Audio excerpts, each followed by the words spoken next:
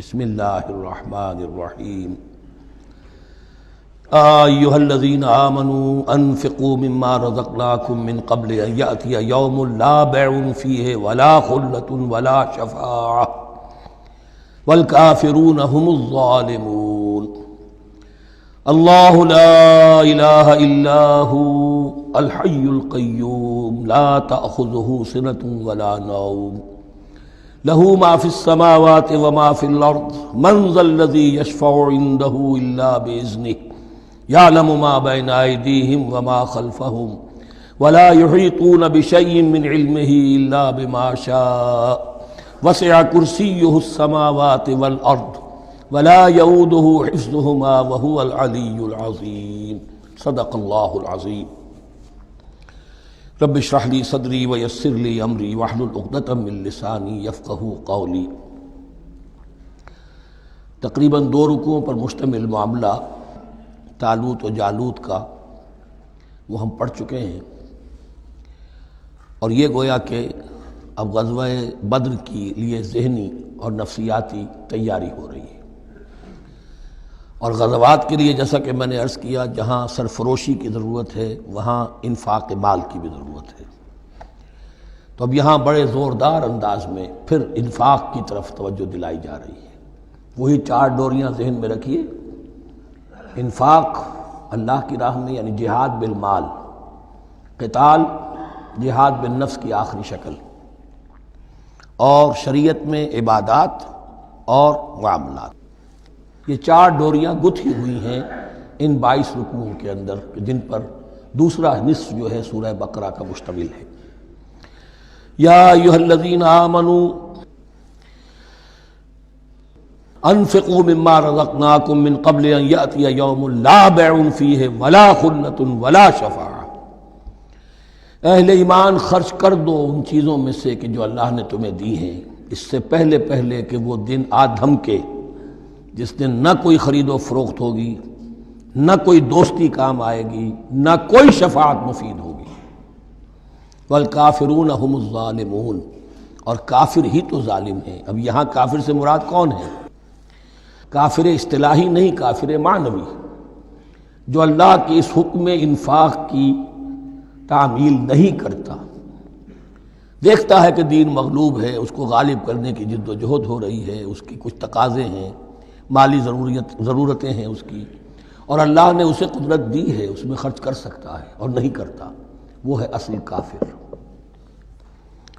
اس کے بعد وہ آیت آ رہی ہے جو قرآن حکیم کی عظیم ترین آیت ہے، حضور فرمان نبوی صلی اللہ علیہ وسلم، آیت الکرسی۔ اس کا تو نام بھی چونکہ معروف ہے، میں نے جو آپ کو بڑے بڑے حکمت کے موتی اور بڑے بڑے پھول آپ کو گنوائے ہیں، آیت الآیات، آیت البر، آیت الاختلاف، اور اب یہ ہے آیت الکرسی، توحید کے عظیم ترین خزانوں میں سے ہے۔ ہی سیدۃ آیات القرآن، حضور نے فرمایا یہ تمام آیات قرآنی کی سردار ہے۔ جس طریقے سے آیہ بر اور سورۃ العصر میں ایک نسبت ہے کہ ہدایت اور نجات کی شرائط ساری کی ساری ایک چھوٹی سی صورت میں اللہ نے جمع کر دی، والعصر ان الانسان لفی خسر الا الذین آمنوا وعملوا الصالحات وتواصوا بالحق وتواصوا بالصبر، لیکن اس کی تفصیل ایک آیت میں آئی، وہ آیت البر ہے۔ چنانچہ جو منتخب نصاب ہم نے مرتب کیا ہے دعوت قرآن کے لیے، میں پہلا درس سورۃ العصر کا ہے اور دوسرا درس آیت البر کا ہے۔ جو نسبت سورۃ العصر میں ہے کہ وہ سورت ہے، یہ آیت ہے، لیکن اس آیت میں کئی صورتیں نکل سکتی ہیں حجم کے اعتبار سے سورۃ العصر کے برابر۔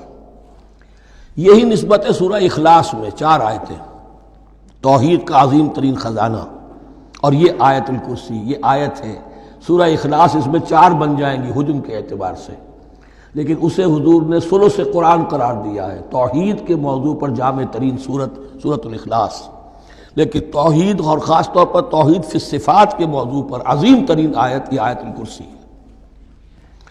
اللہ لا الہ الا ہو، اللہ وہ معبود برحق ہے جس کے سوا کوئی الہ نہیں، بڑا کیٹیگوریکل۔ الحی القیوم، وہ زندہ ہے از خود اور باخود، اس کی زندگی مستعار نہیں ہے، وہ جو کہا ہے کہ مانگ کے لائے تھے 4 دن، 2 آرزو میں کٹ گئے، 2 انتظار میں، عمر دراز مانگ کے لائے تھے۔ اللہ کی زندگی ہے، اس کی از خود زندگی کسی کی دی ہوئی نہیں، اور اس زندگی میں کوئی ضعف نہیں، کوئی کمزوری نہیں، کوئی احتیاج نہیں۔ آگے آ جائے گا، نہ اسے نیند آتی ہے نہ اونگ آتی ہے۔ قیوم خود اپنی جگہ وہ زندہ جاوید ہستی ہے، اور باقی ہر شے کا وجود اس کے حکم سے قائم ہے، کوئی شے قائم نہیں ہے بغیر اس کے اذن کے۔ تو گویا کہ احد اور الصمد، اللہ اپنی جگہ احد، لیکن باقی پوری کائنات کے لیے صمد ہے، جو سورہ اخلاص میں 2 الفاظ آئے ہیں، قل هو اللہ احد اللہ الصمد۔ اللہ حی ہے اور قیوم ہے، لا تاخذہ سنۃ ولا نوم، اس پر غالب نہیں ہو سکتی نہ نیند نہ اونگ۔ لہو ما فی السماوات و ما فی الارض، آسمانوں اور زمین میں جو کچھ ہے اسی کا ہے، ملکیت تامہ، ملکیت حقیقی اس کی ہے۔ من ذا الذی یشفع عندہ الا باذنہ، کون ہے وہ جو شفاعت کر سکے اس کے پاس مگر اس کی اجازت سے۔ اب یہ مقام آیا ہے سورہ بقرہ میں پہلی مرتبہ، 3 مرتبہ کیٹیگوریکل ڈینائل کے بعد، کوئی شفاعت نہیں، کوئی شفاعت نہیں، کوئی شفاعت نہیں۔ یہاں بھی جو انداز ہے بہت ہی جلالی انداز ہے، منظر الذی، کس کی یہ حیثیت ہے، کس کا یہ مقام ہے، کس کو یہ زور حاصل ہے کہ وہ اپنے اختیار کے بل پر، جو اپنی حیثیت کی بنیاد پر شفاعت کر سکے؟ ہاں، جس کے لیے اللہ اجازت دے دے۔ استثناء کے ساتھ شفاعت کا یہاں پر پہلی مرتبہ آیا، ورنہ سورہ بقرہ کے 6 رکوع کی دوسری آیت، وَاتَّقُوا يَوْمًا لَا تَجْزِي نَفْسٌ عَن نَفْسٍ شَيْئًا وَلَا يُقْبَلُ مِنْهَا شَفَاعَةٌ وَلَا يُؤْخَذُ مِنْهَا عَدْلٌ وَلَا هُمْ يُنصَرُونَ۔ 15ویں رکوع کی دوسری آیت، وَاتَّقُوا يَوْمًا لَا تَجْزِي نَفْسٌ عَن نَفْسٍ شَيْئًا وَلَا يُقْبَلُ مِنْهَا عَدْلٌ وَلَا تَنفَعُهَا شَفَاعَةٌ وَلَا هُمْ يُنصَرُونَ۔ اور اب اس سے پہلے کی آیت میں آ چکا ہے وَلَا شَفَاعَةٌ، کوئی شفاعت مفید نہیں ہوگی، لیکن یہ کہ اس میں ایک استثناء ہے۔ اب یہ ذرا باریک مسئلہ ہے کہ شفاعت حقہ کیا ہے، شفاعت باطلہ کیا ہے، تو دورہ ترجمہ قرآن میں اتنی تفاصیل کے ساتھ بحث نہیں کی جا سکتی، وہ ایک علیحدہ موضوع ہے۔ حال ہی میں نے اس پر اپنے درس ریکارڈ کرا دیے ہیں۔ یعلم ما بین ایدیہم وما خلفہم، وہ جانتا ہے جو کچھ ان کے سامنے اور جو اس کو پیچھے ہے۔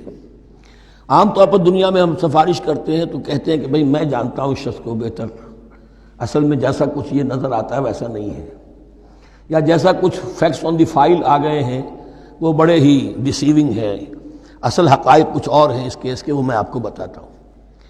یہ بات اللہ کے سامنے کون کہہ سکتا ہے، جبکہ اللہ تو جانتا ہے جو کچھ ان کے سامنے اور جو کچھ ان کے پیچھے ہے، اور ان کا حال یہ وَلَا يُحِيطُونَ بِشَيْءٍ مِّنْ عِلْمِهِ إِلَّا بِمَا شَاءَ، اور وہ احاطہ کر ہی نہیں سکتے اللہ کے علم سے کسی شے کا سوائے اس کے جو اللہ چاہے۔ باقی ہر ایک کے پاس علم جو ہے اللہ کا عطائی علم ہے، دیا ہوا علم ہے، محدود علم ہے، بڑے سے بڑا رسول ہو، بڑے سے بڑا ولی ہو، بڑے سے بڑا فرشتہ ہو۔ لا علم لنا الا ما علمتنا، ہم پڑھائیں 4 رکوع میں، تو کون کہہ سکتا ہے؟ من ذا الذی یشفع عندہ الا باذنہ یعلم ما بین ایدیہم وما خلفہم ولا یحیطون بشیء من علمہ الا بما شاء وسع کرسیہ السماوات والارض، اس کی کرسی تمام آسمانوں اور زمین کو محیط ہے۔ اب کرسی کے 2 مفہوم یہاں ہو سکتے ہیں، ایک تو یہ کہ اس سے جو معنی مراد ہے یعنی اس کا اقتدار، اس کی قدرت، اس کا جبر، اس کا اختیار، یہ اتھارٹی پوری کائنات کو۔ ایک یہ بھی ہو سکتا ہے کہ اللہ تعالیٰ کے لیے ہم نہیں جان سکتے، یہ آیات متشابہات میں سے ہے کہ کوئی شے بھی ہو واقعتاً جس کو ہم اسے کرسی کہہ سکیں، عرش، کرسی، ان سب کے بارے میں یہ دونوں باتیں ذہن میں رکھیے۔ یہ بھی ہو سکتا ہے کہ ان کی کوئی مجسم حقیقت ہو جو ہمارے ذہن سے، ہمارے تخیل سے ماورا ہے، اور یہ بھی ہو سکتا ہے اس سے استعارہ مراد ہو، اس کا اقتدار و اختیار آسمانوں اور زمین پر چھایا ہوا ہے۔ ولا یؤودہ حفظہما، اور اسے تکان طاری نہیں ہوتی، اس پر گراں نہیں گزرتا ان دونوں کا تھامنا، ان دونوں کی حفاظت، آسمانوں کی اور زمین کی۔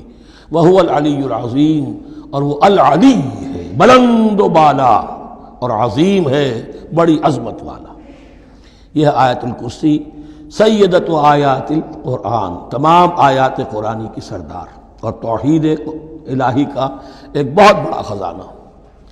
لا اکراہ فی الدین، دین میں کوئی جبر نہیں ہے، یعنی یہ کہ کسی بھی شخص کو نہ کبھی جبراً مسلمان بنایا جائے گا نہ کبھی بنایا گیا۔ استثناءات ہو سکتے ہیں، کسی کا ذاتی کوئی عمل ہو، فعل ہو، کسی نے کیا ہو۔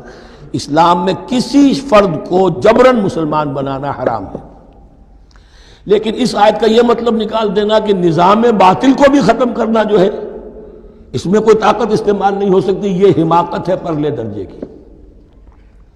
نظام باطل نظام ظلم ہے، ایکسپلائٹ کر رہا ہے لوگوں کو، اللہ اور بندوں کے درمیان حجاب بن گیا ہے، پردہ بن گیا ہے۔ نظام کو طاقت کے ساتھ ختم کرنا فرض ہے مسلمان کا۔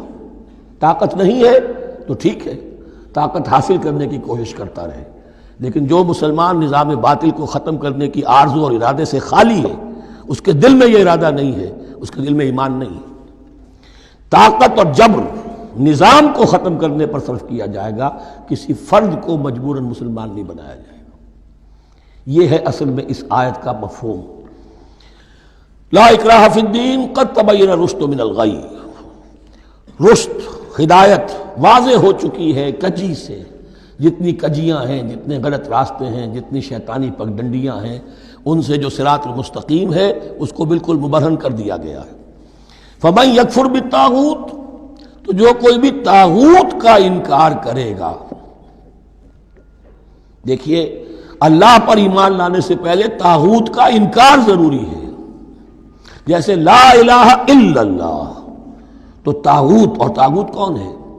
طغا سے سرکش، جس نے اپنی حاکمیت کا اعلان کیا وہ طاغوت، جس نے غیر اللہ کی حاکمیت کو تسلیم کیا وہ طاغوت، اس کے تحت بننے والے سارے انسٹیٹیوشنز طاغوت، جو بھی ادارے ہوں، چاہے کتنے ہی خوشنما ادارے ہوں۔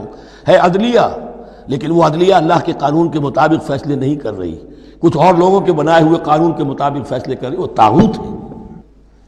جو بھی اللہ کے حدود بندگی سے تجاوز کرتا ہے وہ طاغوت ہے۔ طغیانی کسے کہتے ہیں؟ پانی دریا کی حدوں میں بہہ رہا ہے، لیکن جب وہ اپنی حدوں سے نکلا طغیانی پہ ہے۔ دریا کو اپنی موج کی طغیانیوں سے کام، کشتی کسی کے پار ہو یا درمیان رہے اسے اس کی کیا فکر ہے؟ تو طغا اور بغا یہ دونوں بڑے قریب کے الفاظ ہیں، بغاوت اور طغیانی۔ فمن یکفر بالطاغوت، طاغوت کا انکار، جو کوئی کفر کرے طاغوت کے ساتھ، وَیُؤْمِن بِاللَّهِ، اور پھر اللہ پر ایمان لائے۔ طاغوت سے بھی دوستی، اللہ پر بھی ایمان، اللہ کے دشمنوں سے بھی یارانہ، اور اللہ کے ساتھ بھی وفاداری کا دعویٰ، یہ چیز نہیں چل سکتی، یہی منافقت ہے۔ یکسو ہو جاؤ، حنیفا مسلما، فقد استمسک بالعروۃ الوثقی، جس شخص نے یہ کام کر لیا، طاغوت کی نفی اور اللہ پر ایمان، اس نے تو مضبوط کنڈا تھام لیا۔ تو سمجھئے کہ اگر کوئی شخص کسی جہاز، سمندری جہاز میں عرشے پر سے گر جائے، تیرنا بھی نہ آتا ہو، کسی طرح ہاتھ پاؤں مار کر وہ کسی کنڈے کے اوپر اگر ہاتھ اس کا پڑ گیا، تو اب وہ سمجھتا ہے کہ اس کو میں نہیں چھوڑوں گا، میری جان اسی سے وابستہ ہے، زندگی اسی سے ہے۔ تو وثقہ، وہ کنڈا اگر کمزور ہے تو پھر گیا، وہ اس کے وزن سے کنڈا ہی نکل گیا، لیکن وہ کنڈا کہ جو مضبوط ہے، فقد استمسک بالعروۃ الوثقی، اس نے تو بڑے مضبوط کنڈے پر ہاتھ ڈال دیا ہے، یعنی طاغوت کا انکار اور اللہ پر ایمان، اس نے تھام لیا ہے بہت مضبوط کنڈا۔ اسی لیے ایک حدیث میں آتا ہے اوثق العرا کلمۃ التقوی، یہ جو عروہ کی جمع ہے عرا، اور وثقہ اوثق جو ہے اس کا مذکر ہوگا۔ تمام کنڈوں میں سب سے بڑا مضبوط کنڈا جو ہے وہ تقوی کا کنڈا ہے، اس کو تھامو مضبوطی کے ساتھ۔ لا اکراہ فی الدین قد تبین الرشد من الغی فمن یکفر بالطاغوت ویؤمن باللہ فقد استمسک بالعروۃ الوثقی لا انفصام لها، وہ کبھی علیحدہ ہونے والا، ٹوٹنے والا نہیں ہے، یہ کنڈا بہت مضبوط ہے۔ واللہ سمیع علیم، اللہ سب کچھ سننے والا، جاننے والا ہے۔ اللہ ولی الذین آمنوا یخرجہم من الظلمات الی النور، ایمان در حقیقت ایک دوستی کا رشتہ قائم کرتا ہے اللہ اور بندے کے درمیان۔ اللہ ولی ہے اہل ایمان کا، یہ ولایت باہمی ہے، دو طرفہ ولایت ہے۔ بندہ اللہ کا ولی بن جائے، ولی اللہ، الا ان اولیاء اللہ لا خوف علیہم ولا هم يحزنون، اللہ بندے کا ولی ہے، دوستی دو طرفہ ہے۔ اللہ ولی الذین آمنوا یخرجہم من الظلمات الی النور، اللہ پشت پناہ ہے، مددگار ہے، دوست ہے ان کا کہ جو ایمان لائے اور انہیں نکالتا رہتا ہے ظلمات، اندھیروں کے مختلف شیڈز میں سے نور کی طرف۔ یہ آپ نوٹ کریں گے قرآن میں نور ہمیشہ تنہا آتا ہے، واحد، انوار کا لفظ قرآن میں نہیں ہے۔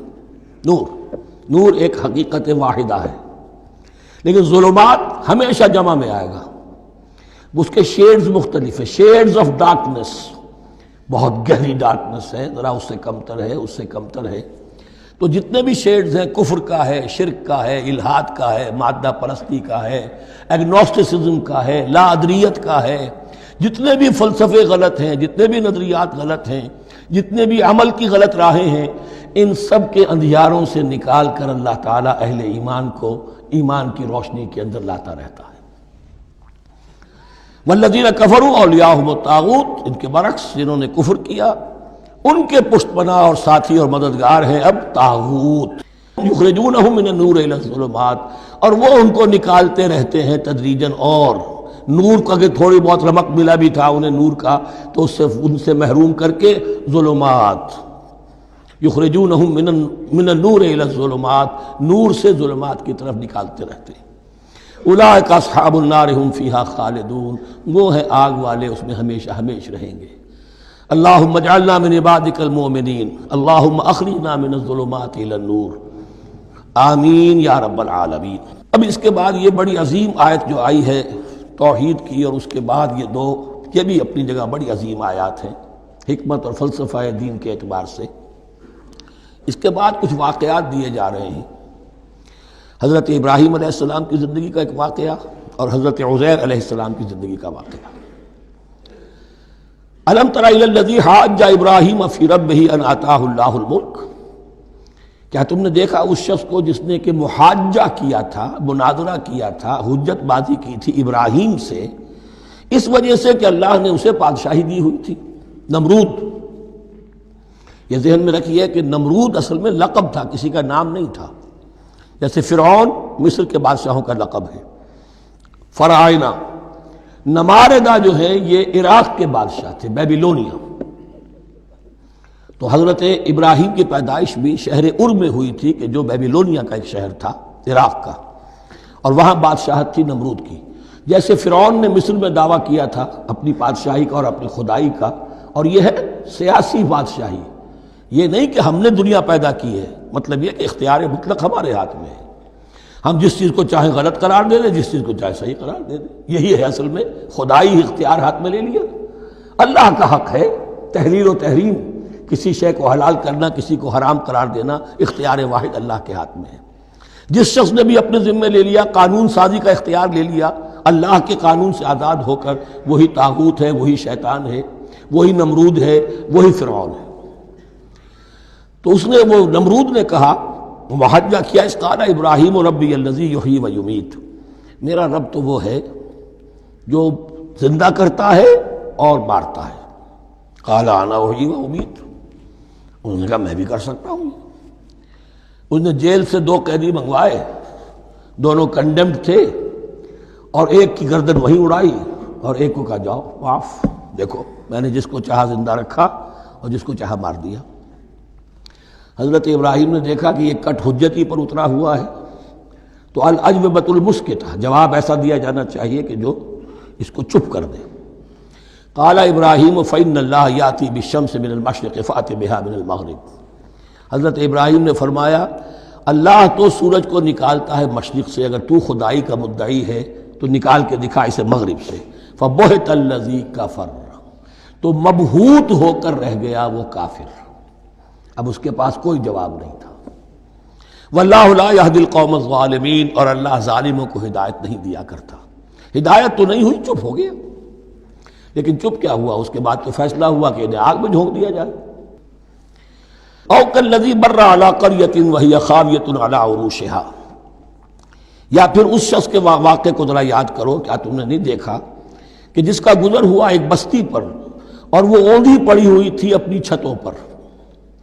اگرچہ مختلف تفاسیر میں مختلف آپ کو شاید اس کی تعبیرات ملے، یہ اصل میں ہوا ہے کہ جب نمرود، جس کا نام تھا بخت نصر، نیبوکیڈنزر، اس نے 586 قبل مسیح میں، حضرت مسیح سے 586 قبل اس نے حملہ کیا فلسطین پر۔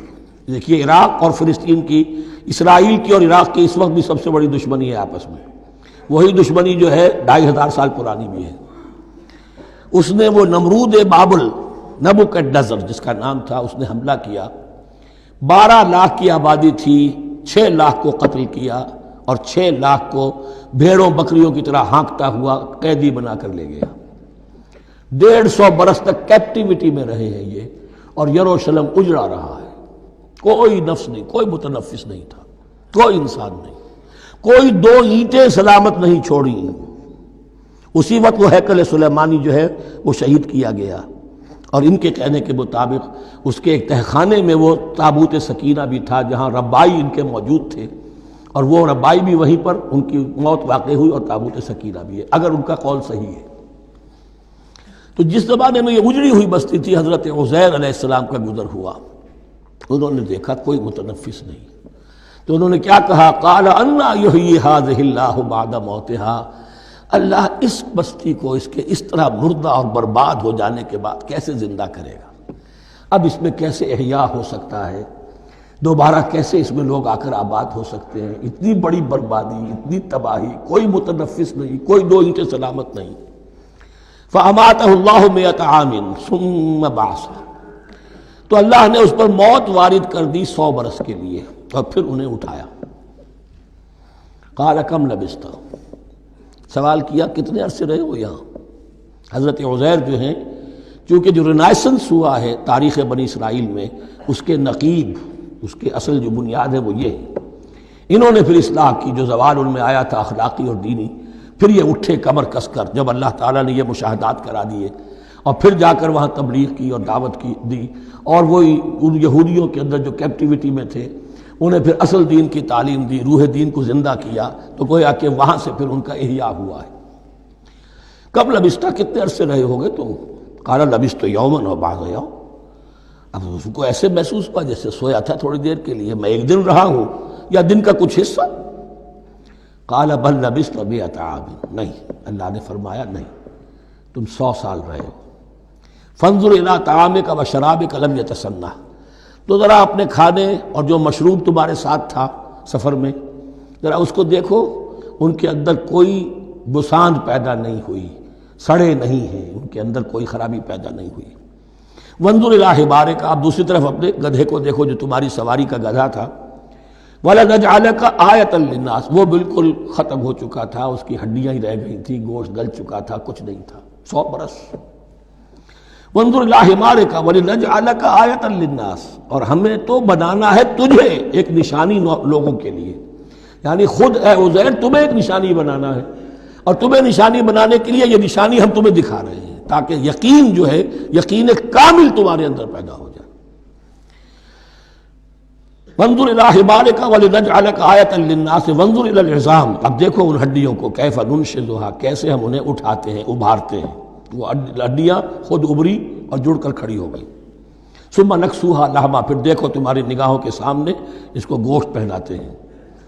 فلما تبین لہ، جب یہ سب اس کے سامنے واضح ہو گئی بات، مشاہدہ بھی کر لیا، قال اعلم ان اللہ علی کل شیء قدیر، ان کا میں نے پوری طرح جان لیا، مجھے پورا یقین قابل حاصل ہو گیا کہ اللہ ہر شے پر قادر ہے، یعنی وہ اس اجڑی ہوئی بستی کو بھی دوبارہ آباد کر سکتا ہے۔ جو میں نے سمجھا تھا کہ اب یہ کیسے آباد ہوگی، یہ بات نہیں ہے، یہ آبادی اللہ تعالیٰ کے اختیار میں۔ چنانچہ اس کے بعد ہوا، اس لیے کہ اس کے بعد واقعہ تو یہ ہوا کہ جو ایران کا بادشاہ تھا کیخورس یا سائرس، جن کو کہ قرآن مجید ذوالقرنین کہتا ہے، جن کا تذکرہ سورہ کہف میں آئے گا۔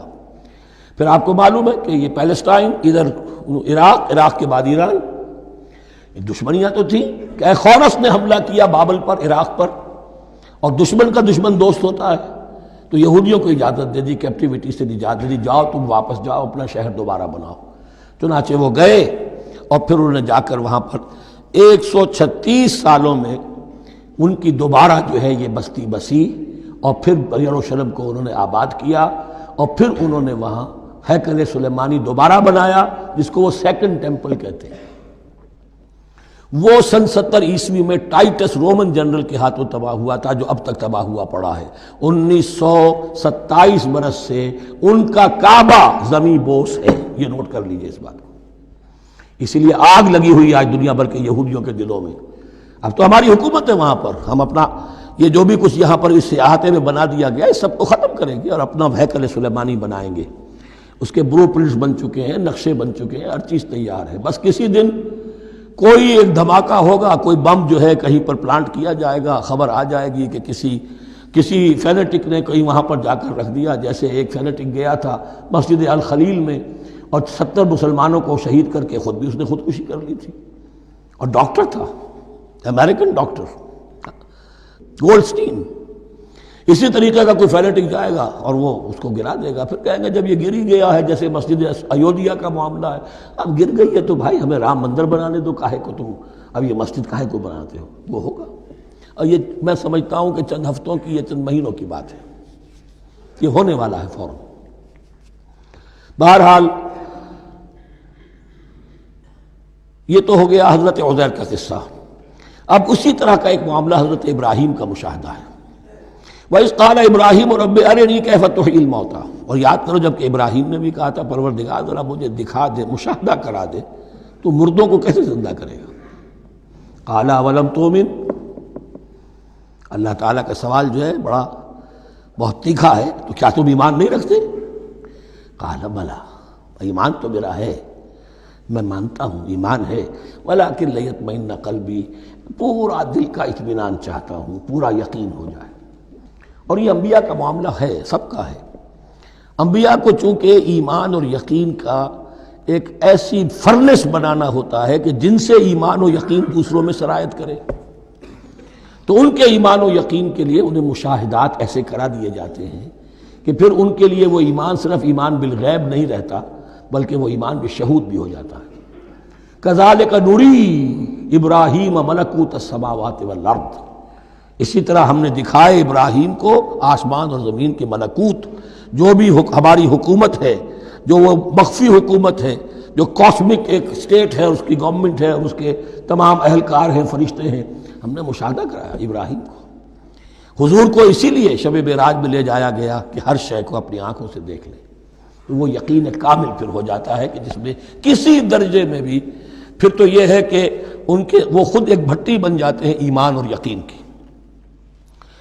قال بلا ولکن لیطمئن قلبی قال فخذ اربعۃ من الطیر فصرهن الیک، تو فرمایا اچھا ٹھیک ہے، 4 پرندے لے لو، انہیں اپنے ساتھ ملا لو، ہلا لو کہ وہ تمہارے ساتھ تمہاری آواز سن کر آ جایا کریں۔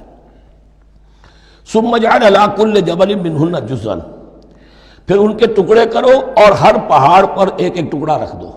تو جو تفسیر میں آتی ہیں یہ کہ ان میں سب کا سر علیحدہ کیے، ٹانگیں علیحدہ کی، پر علیحدہ کیے، دھڑ علیحدہ کیے، ایک پہاڑ پر 4 سر رکھ دیے، ایک پہاڑ پر 4 کے دھڑ رکھ دیے، ایک پہاڑ پر 4 کے، اس طریقے سے مختلف اجزاء میں تقسیم کر دیا۔ قال فخذ اربعۃ من الطیر فصرهن الیک ثم اجعل علی کل جبل منہن جزءا، پھر ہر پہاڑ پر ان میں سے ایک ایک حصہ رکھ دو۔ ثم ادعوہن، پھر ان کو ذرا پکارو، وہی سیٹی بجاؤ جو تم بجاتے تھے ان کو بلانے کے لیے۔ ثم ادعوہن یاتینک سعی، وہ دوڑتے ہوئے آ جائیں گے۔ وَاعْلَمْ أَنَّ اللَّهَ عَزِیزٌ حَکِیمٌ، اور جان لو اس بات کو یقین کے ساتھ کہ اللہ تعالیٰ زبردست ہے، کمال حکمت والا۔ اب 2 رکوع آ رہے ہیں انفاق فی سبیل اللہ پر، اور یہ قرآن مجید کا ذروہ سنام ہے انفاق کے موضوع پر۔ لیکن ان کو پڑھنے سے پہلے نوٹ کر لیجئے کہ اللہ کی رضا جوئی کے لیے اپنا مال خرچ کرنا جو ہے، اس کے لیے دین میں کئی اصطلاحات ہیں۔ کھانا کھلانا، یطعمون الطعام علی حبہ مسکینا و یتیما و اسیرا، آت المال علی حبہ ذوی القربى والیتامى، ایتاء مال، اعطاء، پھر اس سے آگے آتا ہے صدقہ، زکوٰۃ، انفاق، قرض حسنہ۔ یہ 5-6 ٹرمز ہیں، لیکن ان ٹرمز کے اندر ایک تقسیم ذہن میں رکھیے کہ 2 مدیں ہیں بڑی بڑی اللہ تعالیٰ کی رضا جوئی کے لیے مال خرچ کرنے کی۔ ایک مد ہے غرباء، یتامى، مساکین، محتاج، بیوائیں، ان کے لیے، یعنی ابنائے نو میں سے، یہ آپ کے معاشرے کے اجزاء ہیں، آپ کے بھائی بند ہیں، آپ کے رشتہ دار ہیں، آپ کے اعزاء و اقرباء ہیں، ان کے لیے خرچ کرنا تو یہ بھی اللہ کو بہت پسند ہے، اس کا اجر ملے گا۔ یہ بھی گویا کہ اللہ تعالیٰ ہی کے لیے آپ نے خرچ کیا۔ ایک عین اللہ کے دین کے لیے خرچ کرنا، انفاق کا لفظ اس کے لیے ہے اور قرض حسنہ اس کے لیے۔ انفاق کے مال، انفاق فی سبیل اللہ، اللہ کی راہ میں خرچ کرنا، اللہ کے دین کی دعوت کو عام کرنا، اللہ کی کتاب کے پیغام کو عام کرنا، اللہ کے دین کی دعوت کو اس طرح ابھارنا کہ باطل کے ساتھ زور آزمائی کرنے والی ایک طاقت پیدا ہو جائے، ایک جماعت وجود میں آئے، ان کے لیے اساد و سامان فراہم کیا کرنا تاکہ دین کے غلبے کی ہر مرحلے کے جو تقاضے اور ضرورتیں ہیں وہ پوری ہو سکیں۔ تو جو اس کام میں صرف ہوگا وہ ہے انفاق فی سبیل اللہ یا اللہ کے ذمے قرض حسنہ۔ تو یہاں اصل میں اس کی بات ہو رہی ہے، انفاق کی۔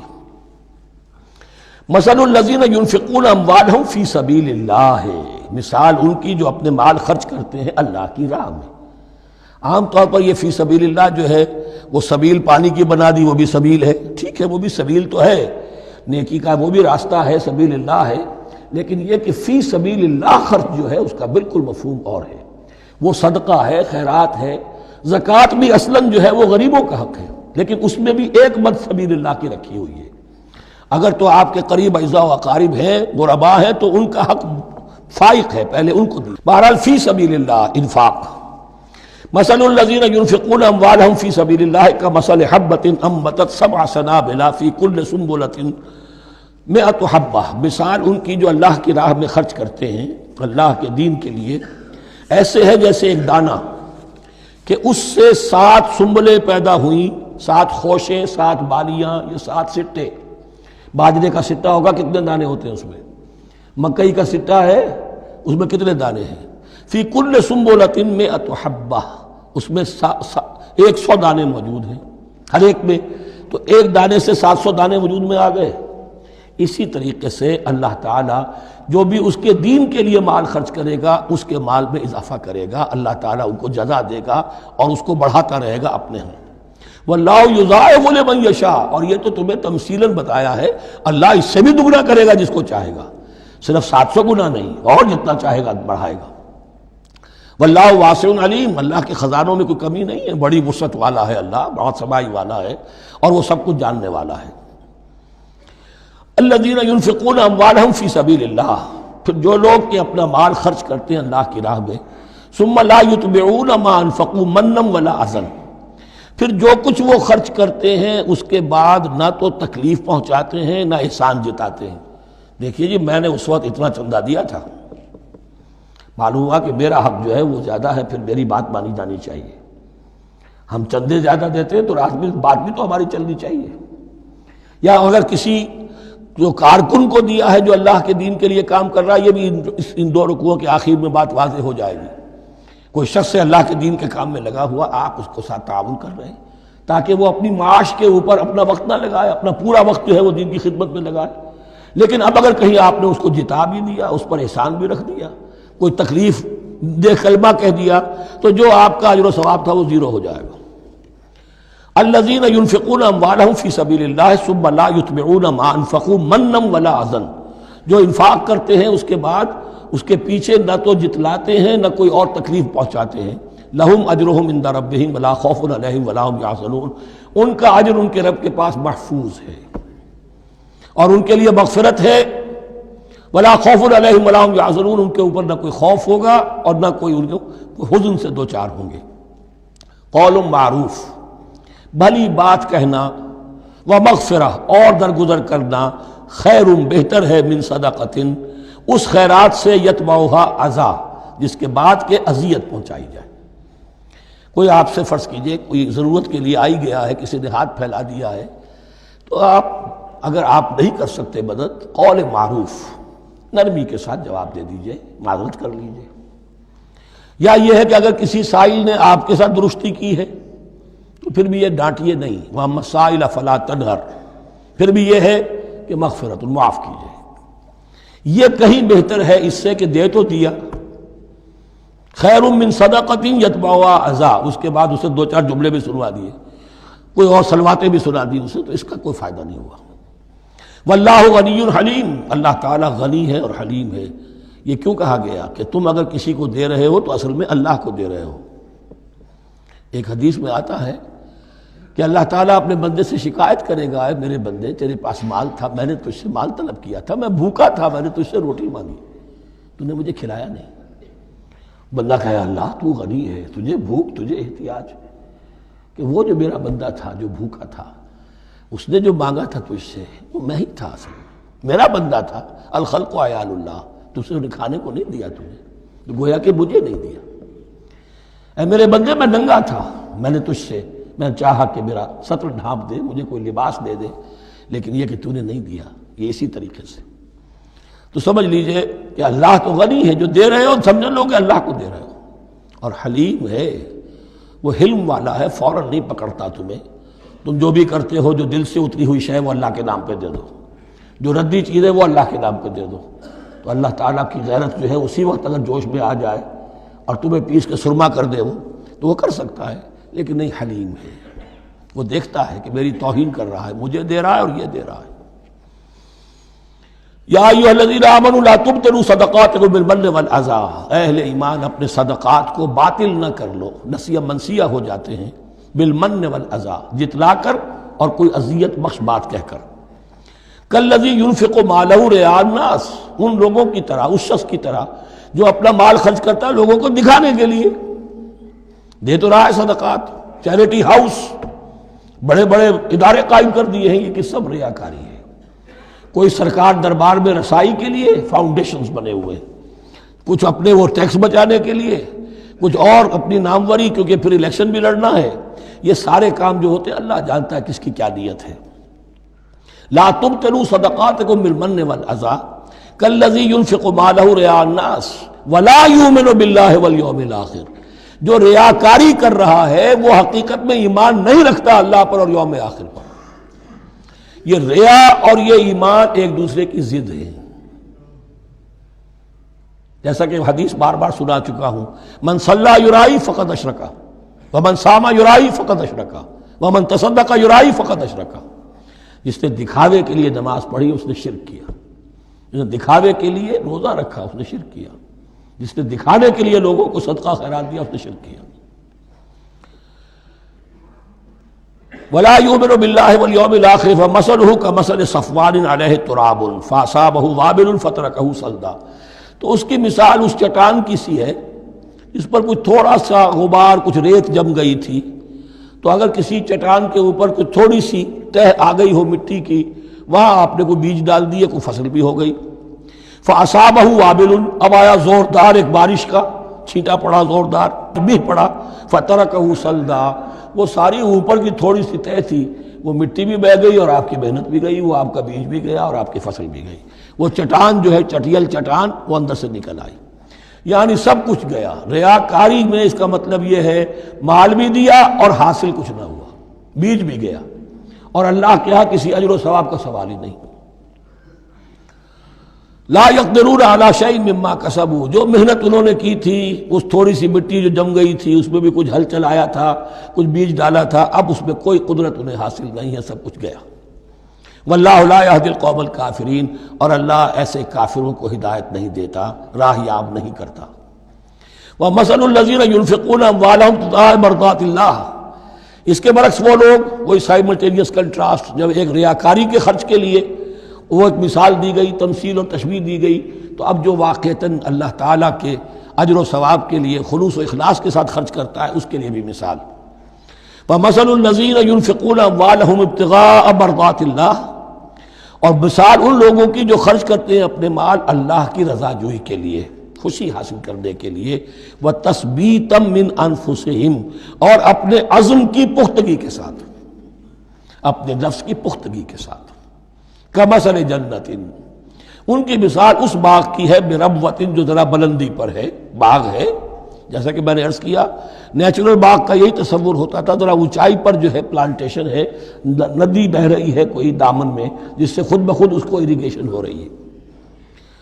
کمثل جنت بربوۃ، یہیں سے یہ قادیانیوں نے لفظ ربوہ لے کر اور اپنا وہ شہر بنایا ہے پاکستان میں۔ اصابہ وابل، اب اگر اس باغ کے اوپر زوردار منہ آ جائے، بھی آ جائے، خوب بارش برسے، فآتت اکلھا ضعفین، تو اس کا پھل جو ہے دگنا ہو جائے گا۔ فإن لم یصبھا وابل فطل، اور اگر زوردار میہ نہ آئے، بارش نہ برسے، تو تھوڑا بہت چھینٹا بھی پڑے گا تب بھی اس کا تو بہرحال پھل جو ہے وہ برقرار رہے گا۔ واللہ بما تعملون بصیر، اور جو کچھ تم کر رہے ہو اللہ تعالیٰ اس کو دیکھ رہا ہے۔ دروں بینی کرتے رہا کرو کہ تم یہ بال جو خرچ کر رہے ہو واقعتاً خلوص دل کے ساتھ، اخلاص نیت کے ساتھ اللہ ہی کے لیے کر رہے ہو، کہیں اس میں کوئی اور جذبہ، کہیں تمہارا غیر شعوری طور پر کوئی جذبہ شامل نہ ہو جائے، تو انٹراسپیکشن ہو، اپنے غریبانوں میں جھانکتے رہو۔ اَیَوَدُّ أَحَدُکُمْ أَن تَکُونَ لَهُ جَنَّةٌ مِّن نَخِیلٍ وَأَعْنَابٍ تَجْرِی مِن تحتہا الْأَنْہَارُ، کیا تم میں سے کوئی شخص پسند کرے گا کہ اس کا ایک باغ ہو اور کھجور کا درخت ہو اس میں، اور انگور کی بیلیں بھی ہوں، اور اس کے دامن میں ندیاں بہتی ہوں، نیچرل اریگیشن بھی ہے، کھجور کے درخت بھی ہیں، اور بیلوں کی ٹٹیاں لگی ہوئی ہیں انگوروں کی، اور انگوروں کی بیلیں ہیں۔ لہو فیہا من کل الثمرات، اس کے لیے اس باغ میں ہر طرح کا میوہ ہے۔ فاصابہ الکبر، اب اس پر بڑھاپا بھی طاری ہو گیا ہے۔ وَلَهُ ذُرِّيَّةٌ ضُعَفَاء، اور اس کی اولاد ہے ابھی چھوٹی عمر کی، کم سن ہے، کمزور ہے۔ فَأَصَابَهَا إِعْصَارٌ، کہ اچانک اس باغ کے اوپر ایک ایسا بگولا، ایک ایسی آندھی آئی جس میں آگ ہے، فیہ نارٌ، کوئی ایسا آگ بھری آندھی آئی، فَأَصَابَهَا إِعْصَارٌ فِيهِ نَارٌ فَاحْتَرَقَتْ، پورا کا پورا باغ جل کر جلس کر رہ گیا۔ كَذَلِكَ يُبَيِّنُ اللَّهُ لَكُمُ الْآيَاتِ لَعَلَّكُمْ تَتَفَكَّرُونَ، اس طرح اللہ تعالیٰ تمہارے لیے اپنی آیات کو واضح کرتا ہے تاکہ تم تفکر کرو۔ یعنی ایک انسان نے ساری عمر سمجھا ہے کہ بڑی میرے نیکی کمائی ہے، میں نے یہ کیا ہے، میں نے فاؤنڈیشن بنایا، میں نے مدرسہ قائم کر دیا، میں نے یتیم خانہ بنا دیا، لیکن یہ کہ اچانک کسی وقت مانو آنکھ کھلے گی، جب آنکھ کھلی گل کی تو موسم تھا خزاں کا، معلوم ہوگا یہ تو کچھ بھی نہیں تھا، یہ تو گویا کہ ایک بگولا آیا سب کو جلا گیا، اس لیے کہ اس میں اخلاص تھا ہی نہیں، اس میں نیت جو ہے اس میں کھوٹ تھا، اس میں ریاکاری تھی، اس میں لوگوں کو دکھانا مقصود تھا۔ پھر حال وہی ہوگا جس طرح کہ وہ بوڑھا اب کفے افسوس مل رہا، اب کیا کرے، بوڑھا ہو چکا ہے، دوبارہ تو باغ لگا نہیں سکتا، لہذا جب وہ موت آ جائے گی تو گویا کہ اب اس کے لیے موقع نہیں ہے کہ دوبارہ کوئی کام اور کر سکے۔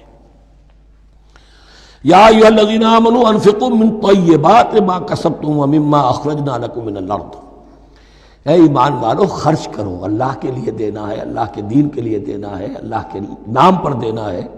من طیبات ما کسبتم، جو چیز تم نے کمائی ہے اس کی اچھی چیز، پاکیزہ چیز، بہتر چیز۔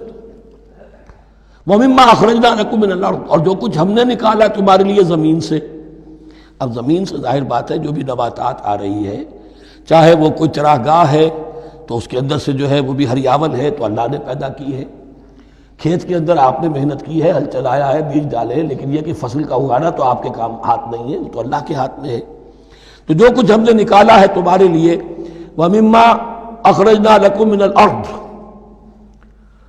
وَلَا تَيَمَّمُوا الْخَبِيثَ مِنْهُ، اور اس میں سے ردی مال کا ارادہ نہ کرو، تنفقون، کہ اسے خرچ کر دو، زکوٰۃ دینی ہے، عشر دینا ہے، تو جو ردی چیزیں ہیں، اب بھیڑوں بکریوں کا غلہ ہے، ان میں سے اتنی بکریاں نکالنی ہیں، اتنی بھیڑیں ہیں، تو اب جو ذرا کمزور ہیں، لاغر ہیں، بیمار ہیں، نقص والی ہیں، گنتی پوری کرنی ہے نا۔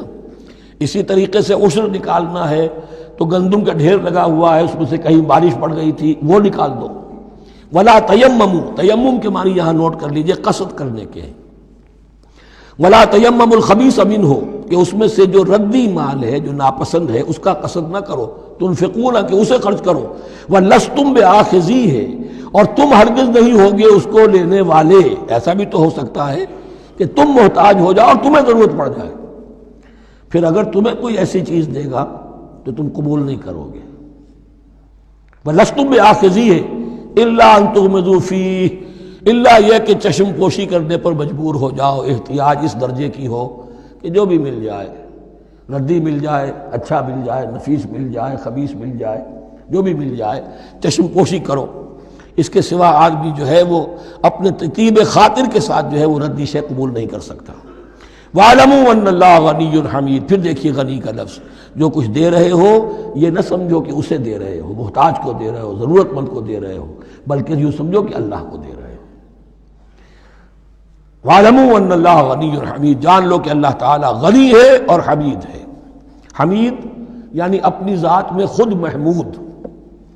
ایک کسی شے کی اچھائی یا حسن یا کمال ایسا ہوتا ہے جسے ظاہر کیا جائے، دیکھو بھائی اس میں یہ خوبصورتی ہے، اور ایک وہ خوبصورتی ہوتی ہے جو از خود ظاہر ہے۔ حاجت مشاطہ نیست صورت دلار آمرا، تو اللہ تعالیٰ اتنا ستودہ صفات ہے، اتنا محمود ہے اپنی ذات میں کہ وہ خود بخود محمود ہے، اسے کسی حمد کی حاجت نہیں ہے، از خود محمود ہے۔ الشیطان یعدکم الفقر ویامرکم بالفحشاء، دیکھو شیطان تمہیں ڈراتا ہے اور تمہیں اندیشہ دلاتا ہے فقر کا، مت خرچ کرو، رکھو، کیا پتہ کیا کل کون سا وقت تم پر آ جائے۔ وَيَأْمُرُكُمْ بِالْفَحْشَاءِ، اور تمہیں حکم دیتا ہے بے حیائی کے کاموں کا۔ وَاللَّهُ يَعِدُكُمْ مَغْفِرَةً مِّنْهُ وَفَضْلًا، اور اللہ وعدہ کر رہا ہے تم سے اپنی طرف سے مغفرت کا اور فضل کا۔ اب دیکھ لو، رخ روشن کے آگے شمع رکھ کر وہ یہ کہتے ہیں ادھر جاتا ہے دیکھیں یا ادھر پروانہ جاتا ہے۔ اب شیطان کی طرف جانا چاہتے ہو، اس کی بات ماننا چاہتے ہو، خوف رکھتے ہو کہیں ایسا نہ ہو جائے کہ فقر آ جائے مجھ پر، مجھے اپنا مال سنبھال کر رکھنا چاہیے، صحت سے رکھنا چاہیے، تو تم شیطان کی چال میں آ گئے، تم نے اس کی پیروی کی۔ اور اگر تم نے اپنا اللہ کی راہ میں خرچ کر دیا، اللہ پر اعتماد کرتے ہوئے، وہ میری ساری حاجتیں پوری کرے گا، آج کر رہا ہے کل کرے گا انشاءاللہ۔ تو یہ ہے واللہ یعدکم مغفرۃ منہ وفضلا واللہ واسع علیم، اللہ بہت وسعت والا ہے، اس کے خزانوں کی کوئی محدودیت کا تصور اپنے ذہن میں نہ رکھو، اور سب کچھ جاننے والا ہے۔ یؤتی الحکمۃ من یشاء، لیکن یہ باتیں حکمت کی ہیں، ایک ہے ظاہر ایک ہے باطن۔ باطن جو ہے وہ حکمت سے نظر آتا ہے، ظاہر تو سب کو نظر آ رہا ہے۔ کسی شے کی حقیقت کیا ہے؟ اہل نظر ذوق نظر خوب ہے، لیکن جو شے کی حقیقت کو نہ دیکھے وہ نظر کیا؟ وہ حقیقت جس پر عیاں ہو جاتی وہ ہے حکیم۔ اور حکمت اصل میں نام ہے انسان کے عقل اور شعور کی پختگی کا۔ جب محکم ہو گئی عقل، اس کا شعور پختہ ہو گیا، استحکام اسی سے بنا ہے حکمت۔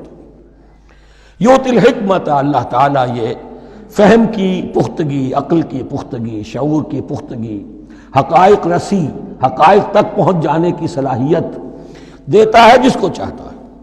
وَمَنْ يُؤْتَ الْحِكْمَةَ فَقَدْ أُوتِيَ خَيْرًا كَثِيرًا، اور جسے حکمت دے دی گئی اسے تو خیر کثیر عطا ہو گیا، اس سے بڑا تو خیر کوئی اور ہے ہی نہیں۔ وَمَا يَذَّكَّرُ إِلَّا أُولُو الْأَلْبَابِ، اور نہیں نصیحت حاصل کر سکتے مگر وہی لوگ جو ہوش مند ہیں، جو اولو الالباب ہیں، عقل مند ہیں۔ لیکن جو دنیا پر ریجھ گئے ہیں، جن کے سارا دلی اطمینان اسی پر ہے کہ کافی ہے، بینک بیلنس بھی ہے، یہ بھی ہے، وہ بھی ہے، اتنے سٹاکس بھی ہیں، اتنا یہ بھی ہے، اتنا ہمارا جو ہے وہ جو بیلنس شیٹ آئی ہے اس کے ایسیٹس یہ ہیں، اگر اسی پر سارا بھروسہ اور اطمینان ہے تو ظاہر بات ہے وہ اولو الالباب نہیں ہے۔ وَمَا أَنفَقْتُم مِّن نَفَقَةٍ أَوْ نَذَرْتُم مِّن نَذْرٍ، اور جو بھی کچھ تم خرچ کرتے ہو، جو بھی نفقہ، جو بھی خیرات تم دیتے ہو، اور نظر تم من نظرین، اور یا جو بھی نظر تم دیتے ہو اللہ کے نام پر، منت مانگتے ہو، فإن اللہ یعلم، اللہ تعالیٰ اس سب کو جانتا ہے۔ وما للظالمین من انصار، اور یقیناً ظالموں کے لیے کوئی مددگار نہیں ہوں گے۔ ان تبدوا الصدقات فنعما ہی، صدقات کو تو اگر تم کھل کر اعلانیہ دو تب بھی ٹھیک ہے، اور خاص طور پر زکوٰۃ کا تو معاملہ اعلانیہ ہے ہی ہے۔ ان تبدوا الصدقات، ظاہر کرو، برملا اعلانیہ دو تو بھی ٹھیک ہے، کم سے کم فقراء کا حق تو پہنچ گیا، کسی کی ضرورت تو پوری ہو گئی۔ وَإِن تُخْفُوهَا، لیکن اگر تم انہیں چھپاؤ، اب یہ ہوگا صدقات نافلہ کے لیے۔ ایک جو صدقات جو ہیں کہ جو لازماً دینے ہیں واجبہ، ان کو تو ان کے لیے اخفاء نہیں ہے، یہ دین کی حکمت کو ذہن میں رکھیے۔ فرض عبادات اعلانیہ ادا کی جائیں گی۔ یہ وسوسہ بھی شیطان بہت سے لوگوں کے دلوں میں ڈال دیتا ہے کہ کیا 5 وقت جا کے مسجد میں نماز پڑھنی ہے، لوگوں پر اپنے تقویٰ کا روب گانٹھنا چاہتے ہو، گھر میں پڑھ لیا کرو۔ یا داڑھی رکھو گے، کیا چاہتے ہو؟ تم چاہتے ہو کہ لوگ تمہیں سمجھے متقی ہے، تو میں اس لیے داڑھی نہیں رکھتا، ہوتا ہے وسوسہ۔ لیکن جو چیز واجب ہے وہ علن اعلان کرو، اس کے اظہار میں کوئی رکاوٹ نہیں۔ ہاں جو صدقات نافلہ ہیں، جو نماز نفل ہے، اسے چھپا کر کرو، اس کا اظہار بہت بڑا فتنہ ہوتا ہے، نفل عبادت کا اظہار بہت بڑا فتنہ ہے۔ وَإِن تُخْفُوهَا، اگر چھپاؤ، وَتُؤْتُوهَا الْفُقَرَاءَ، اور تم وہ ضرورت مندوں کو دے دو، فَهُوَ خَيْرٌ لَكُمْ، وہ تمہارے لیے بہت بہتر ہے۔ اب دیکھیے خیر الکم کہا، یہ تمہارے لیے بہتر ہے۔ پہلے کہا تھا ظاہر کر کے دیتے ہو فنعما ہی، وہ بھی ٹھیک ہی ہے، اس لیے کہ فقراء کا حق تو چلیے ادا ہو گیا، کچھ نہ کچھ مل تو گیا، خسیس کے اور کنجوس کے مال میں سے کچھ نکلا تو صحیح۔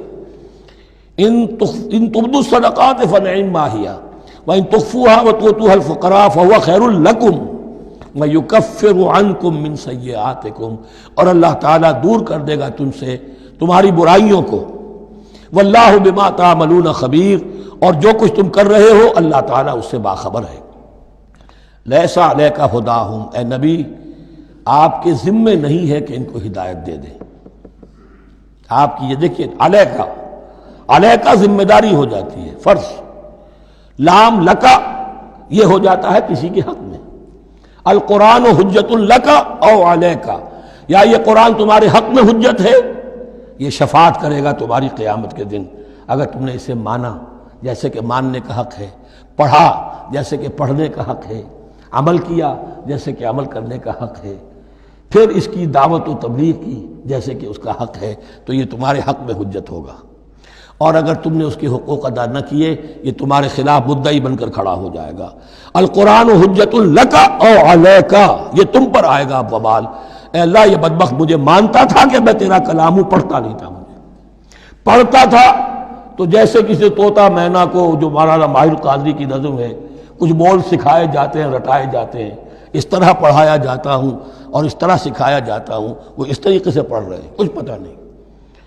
1-2 روپے کا اخبار لائیں گے تو سمجھ کر پڑھیں گے، اللہ کی کتاب کو سمجھ کے پڑھنے کی ضرورت نہیں، پڑھا تو عمل نہیں کیا بدبخت نے۔ ما آمن بالقرآن من استحل محارمہ، تو لام اور علا کا یہ استعمال ذہن میں رکھیے۔ لیس علیک ھداھم، آپ پہ ذمہ داری نہیں ہے ان کی ہدایت کی، آپ پر ذمہ داری تبلیغ۔ ہم نے بھیجا ہے آپ کو، انا ارسلناک بالحق بشیرا ونذیرا ولا تسأل عن اصحاب الجحیم، یہ آیت ہم پڑھ چکے ہیں پہلے حصے میں۔ ولکن اللہ یہدی من یشاء، وہ تو اللہ تعالیٰ ہدایت دیتا ہے جس کو چاہتا ہے۔ وما تنفقوا من خیر فلانفسکم، اور جو بھی خیر، جو بھی بھلائی، جو بھی مال تم خرچ کرو گے وہ تمہارے اپنے لیے بہتر ہے، تمہیں اجر و ثواب ملے گا، تمہیں کو مل جائے گا 700 گنا 1400 گنا۔ وما تنفقون الا ابتغاء وجہ اللہ، یہاں یہ فعل مضارع آیا ہے نفی نہیں کے مفہوم میں۔ لا تنفقون، ما تنفقون یعنی تم نہیں خرچ کرو گے مگر اللہ کی رضا کے لیے، تب اجر ملے گا۔ اگر ریاکارانہ خرچ کیا تھا تو کوئی اجر کا کیا سوال، وہ تو شرک بن جائے گا۔ وما تنفقون الا ابتغاء وجہ اللہ وما تنفقوا من خیر یوفی الیکم وانتم لا تظلمون، اور جو بھی خیر تم خرچ کرو گے، خیر میں سے جو بھی دولت خرچ کرو گے، یوفی الیکم پورا تمہیں لوٹا دیا جائے گا، وانتم لا تظلمون، اور تم پر کوئی ظلم نہیں ہوگا، تمہاری کوئی حق تلفی نہیں ہوگی۔ اب آیا ہے آخری ٹیپ کا بند، انفاق فی سبیل اللہ کا سب سے بڑھ کر حقدار کون ہے؟ للفقراء الذین احصروا فی سبیل اللہ، وہ ضرورت مند کے جو گھر کر رہ گئے اللہ کی راہ میں، جیسے اصحاب صفہ تھے، بیٹھے ہوئے ہیں، کوئی کام نہیں کر رہے، حضور سے علم سیکھ رہے ہیں، اور جہاں جہاں سے دعوت آ رہی ہے کہ حضور بھیجیے ہمارے ہاں کوئی مبلغین، وہاں سے ان کو بھیجا جا رہا ہے۔ اب وہ معاش کی جد و جہد کرتے تو یہ تعلیم کیسے حاصل کرتے؟ یا اسی طرح دین کی کوئی خدمت ہے، کوئی آپ نے تحریک اٹھائی ہے، اب اس میں آپ کو کچھ نہ کچھ کارکن تو چاہیے، ان کارکنوں کی بھی تو آخر معاش کا ہے درسہ۔ اگر وہ سارا 8 گھنٹے دفتروں میں کھائیں اور وہاں ڈانٹیں بھی سنیں افسروں کی، اور پھر 2 گھنٹے جانا 2 گھنٹے آنا، اب وہ کون سا وقت نکالیں گے دین کے کام کا؟ کیا کریں گے؟ کہاں سے وقت آ جائے گا؟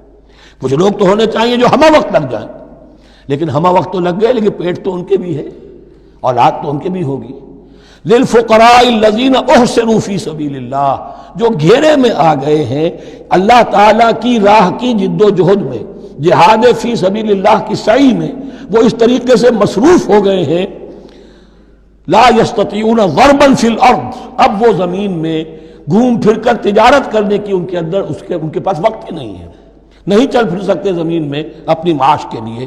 یحسبهم الجاہل اغنیاء من التعفف، اب یہ اس طرح کے فقیر تو ہیں نہیں جو لپٹ کر مانگتے ہوں، انہیں عام طور پر جو ناواقف شخص ہے وہ سمجھتا غنی ہے، اس سے کوئی ضرورت ہی نہیں، اس نے کبھی مانگا ہی نہیں، لیکن اس نے مانگا اس لیے نہیں ہے کہ وہ اس طرح کا سائل نہیں ہے، اس طرح کا وہ سوالی نہیں ہے، وہ فقیر نہیں ہے، وہ تو اللہ کے دین کے لیے اپنے آپ کو اس نے لگا دیا ہے۔